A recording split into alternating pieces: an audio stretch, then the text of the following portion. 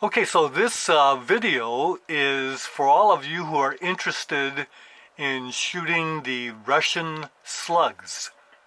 Because what we have here are slugs that are totally different than any domestic slug mold that we have.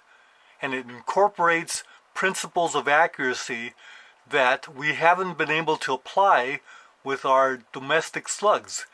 We have here bore riding slugs and proprietary wad slug combinations that were designed for each other to get accuracy, and we can get that accuracy now as we've shown in our testing.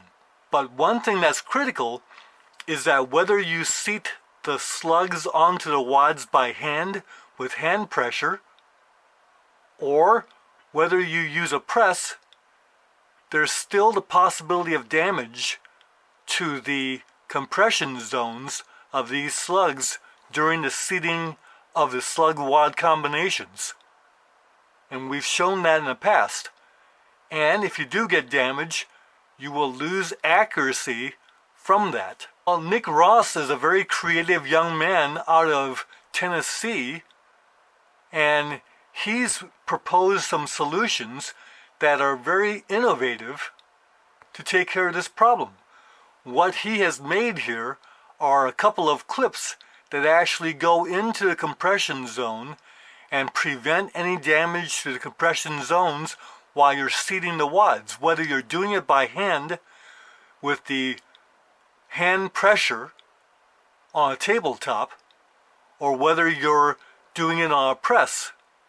And we've demonstrated that in other videos. So these clips go into the zone, and when you apply the pressure to seat the slugs onto the wad, whether you do it partially or whether you do it completely, you don't get damage to the compression zone, as you see. Now, to show you how innovative Nick Ross's solution is, you'll notice that in the BPI reloading manual on slugs, it shows the DGS slugs that you can buy from BPI, and these slugs and wad combinations are already assembled, and you see that they only go to the second flange. They don't seat it all the way down. The reason why is the damage factor trying to seat it all the way down is pretty great, and they don't want to get the damage on their wads either. And you see likewise with the Thug slugs. They don't seat those all the way down either, for the same reason. They don't want to damage the compression zones. So damage to the compression zones is a critical thing in accuracy. When these are fired, of course, then these will collapse, but the collapsing the one time is good for accuracy.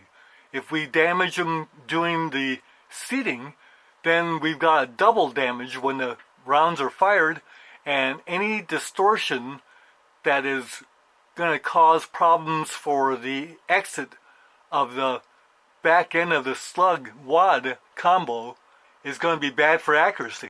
So you see, even with their Thunderbolt slug that they sell, same thing. They don't seat it all the way down because to do so would cause some damage to this compression zone. So my latest testing again shows how Nick's clips, the use of them, and no damage to the compression zones resulted in great accuracy with a Paradox slug that Nick has offered graciously, actually, to make more of these clips for those of you out there who would want to get a set, and they'll be available on the store over at the Reloaders Network, and they've got to work out the pricing and all that kind of thing, but Nick has assured us that this shouldn't be that expensive an item, and for the good that it does, it's a great value.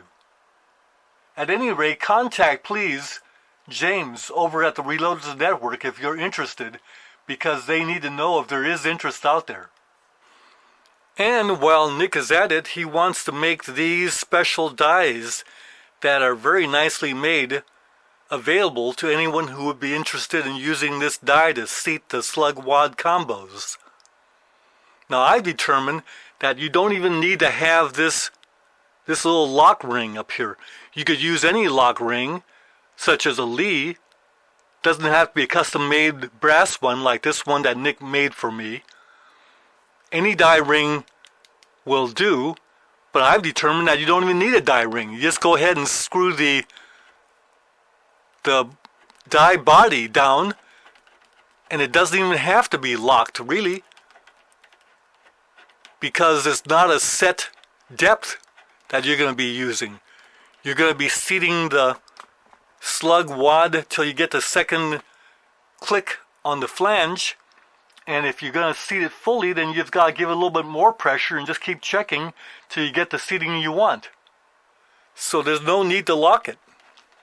Now, to be fair, the post that Nick is using on his die kind of looks like an expander stem, doesn't it, on our seating dies. So I determined that if you take your seating die and you take your neck expander off the little lock ring, and then instead of having it go in like this, you reverse it and put it into the mouth of the die and drop it in, and then get that to engage, you've got a post sticking out that's similar to what Nick's seating die looks like. Then if you take the lock ring off of your die like this, now you can't screw the die in from the top now like this, but if you go in from the bottom in your press, you'll have that sticking down just like Nick's seating die, right? Let's see how that looks. So you see, there we go, we've got it. Now I would like one that's a little bit thicker, the more approximate Nick's die, but I can't make the 45 caliber expander work because it won't go in from the opposite side. But the 38 will, and the 40 cal probably will. So why wouldn't we be able to use this instead of Nick's die and not have to buy Nick's die? Well, it turns out that Nick has looked into all of this, and he's determined that this is the optimum to work. Not just for manufacturing, but for the fact that it works with those wads. So these tail wads that work with the Russian molds are very unique. It has a very deep obturation, a very tough obturation cup. But if you use a too narrow seater in there, putting pressure on there, the pressure is into the center and actually can cause damage to the compression zone, which is not what you want. You want the seating pressure to be distributed a little bit more outboard and not be concentrated in the center. Now, if the seater stem is too wide, then it might cause damage to the flaring of the obturation cup, and that's not desired. So the 50 caliber is just about right. It's outboard enough that it won't damage the center of the compression zone, and not so far out that it's going to flare out the obturation cup. So Nick's given this a lot of thought, and I appreciate that. Plus, I don't think I want to go ahead and jerry-rig my good neck expander dies. I value them too much. I don't want to use them for that purpose. So the cost on Nick's seating die, if it's not too bad, I recommend you get that. And Nick's thinking about including a lock ring. Well, if he leaves that out, it will cost Nick less to provide us with this die. Let James know about that, and he'll contact Nick and make sure that goes that way. So Nick still needs to know how much interest there is on his dies as well, so let James know. That'll help. Having used Nick's clips and Nick's die now for a while, it really works well, and the accuracy is worth it. Bye for now.